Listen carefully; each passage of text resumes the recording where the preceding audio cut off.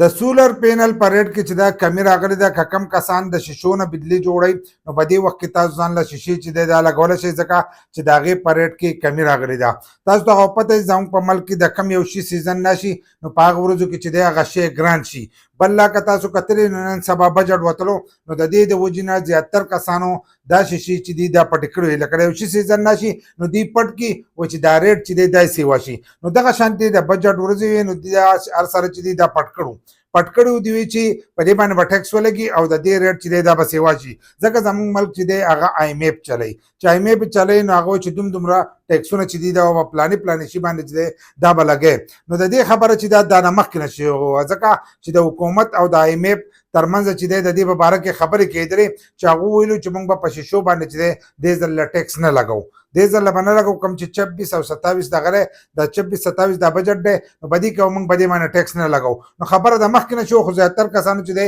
بیا هم د ځان سره ایښودی وي هغه وایي چې په دې باندې به ټیکس ولګي او موږ له چې دی دا به ریټ وکړي. نو په پاکستان کې زیاتر کسان چې دی دغه سوچونه کوي. نو هغه بجټ چې ووتلو نو په هغې کې به دې باندې ټیکس ونه لګېدو چې ټیکس ونه لګېدو نو کومو کسانو چې پټې کړې وې د ځان سره یې ایښودي وي او سټاکونه یې جمع کړو هغه سټاکونه چې دی هغه هم